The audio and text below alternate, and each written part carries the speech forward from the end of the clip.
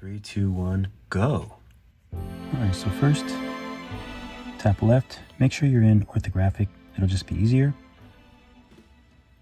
Add a cylinder. Use the gizmo, and we'll just shrink it like this.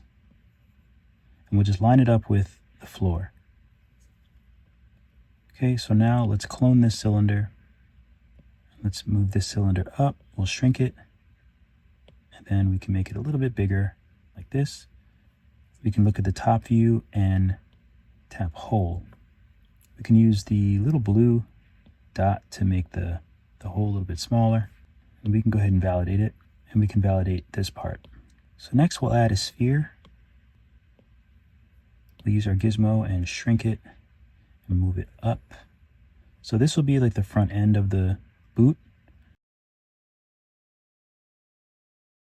Even if you just look at the sphere like this and you move it into this boot, this is almost like a Santa boot.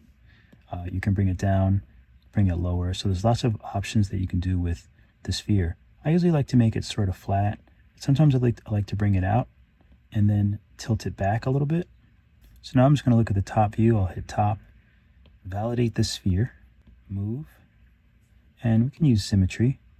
So we're still on the sphere, and I'm just going to use move to pull this part back. So now we'll take trim. We'll use rectangle, and we're just going to trim off the bottom part of that sphere right underneath the edge of the floor. So let's voxel remesh this part and this part. So we'll just select them both. So we have the sphere and we have the cylinder. So we'll select them both and we'll voxel remesh around 200. You can take smooth and just smooth it out. Okay, looks pretty good. So we'll take this cylinder and we'll take this cylinder and we'll just move them up a little bit. So now let's trim off this bottom part. So I'll tap that mesh, trim, rectangle. And now we're just going to trim this bottom bit like so. Now let's take this, we're going to take this cylinder and clone it. So this one, we're going to take trim and we're going to go from the top and just leave kind of like a shape like that. So now we can use our gizmo and we can bring this down some.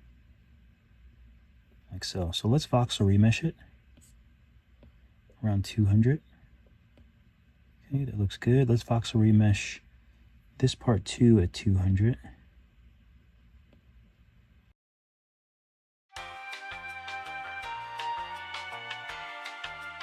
I think that's where I left off.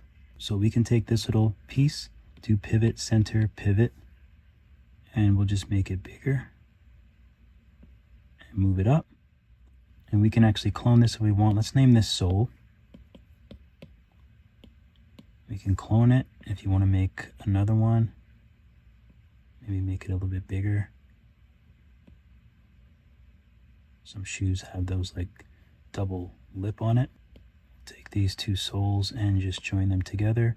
So let's take all of these and move them down back to the floor. So now let's add a sphere. So we use our gizmo to shrink it and just bring it up kind of in the middle. And as you can see, you can make some cool effects, kind of make it look like different types of boots just with the sphere there. I'm going to validate it and then use move. With symmetry, just go to symmetry and make sure it's on local. Let me turn on show line. Okay, so we want Z. Since I guess we turned the sphere, so we want Z symmetry. And now you can bring it to these sides like this. Skinny it up some. Okay, so we'll take this sphere and this main part of the boot. Let's voxel remesh them together around 200. And then we'll take smooth. Do we need Z again? Yeah, we'll use Z. We'll smooth that out. Looks pretty cool, but I think we already did the hole in it before I crashed. But if you want to make a Boolean, you can just clone it, make a Boolean. Do a Boolean, which is basically take one space and cut it out of another. You can do this. You can just take the cylinder and then take the smaller cylinder, hide the shape that you want to cut out, and then just hit Boolean. And now we have that there. This cylinder's a little wide. Probably could have made that a little smaller, but that's okay. So next, the only thing I would do is go to these shapes, go to mist, and then decimate, because they don't need to be this huge. So I just stretched the sole, and I'm just going to cut these. I'm going to cut this a little bit better. I'm going to trim this part of the boot. See if we can get that a little cleaner. It's very clean now. It's so clean, it makes me want to trim this part. Maybe I can clone it. Move that up. And shrink it. Looks pretty good. It's like a decent boot. Great for little characters. I'm going to voxel remesh them kind of high. And then I'll use round edge. I'll do the same with this. I'm going to voxel remesh it kind of high, 300. And then I'm going to use round edge. And then I'm going to decimate them. So usually you can get them fairly low when you do it this way. Voxel remesh high and then decimate.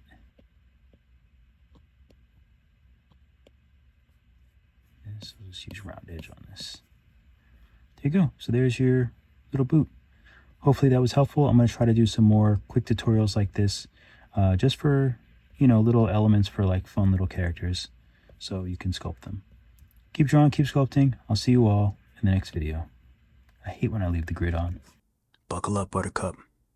Welcome to the next level.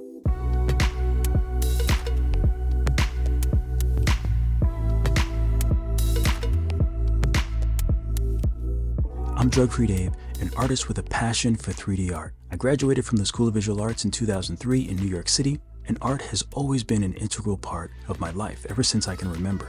I've always had a deep desire to create 3D art. Sculpting on the iPad Pro has opened up new possibilities for me, and I'm excited to share my knowledge with you.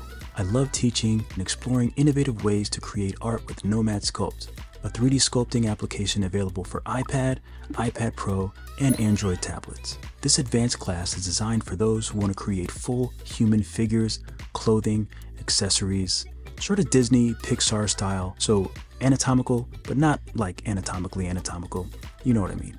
Expect a thorough exploration of how to use and combine simple shapes and tools so you can be excited to tackle complex sculpts rather than afraid to attempt them. Together, we'll cultivate problem-solving skills and a smooth workflow so you can make sculpts you can be proud of. Are you ready to take your 3D sculpting and your workflow to the next level? Join me in class and we'll get you past the plateau and onto more complex characters that are more than just cute little round creatures, which is my favorite. But at some point in time, you gotta try something that's hard. You can also export your 3D file for use in other applications like Blender for animation, cycles rendering, and a whole lot more. Buckle up, Buttercup. Welcome to the next level.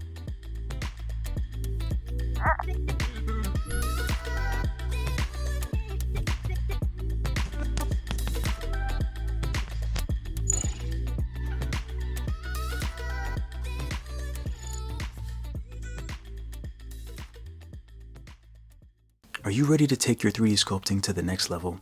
Join me in class and we'll get you past... Are you ready to take your... Join me in class and we'll get you Join me in class and we'll get you Buttercup. Cringeworthy. 100%.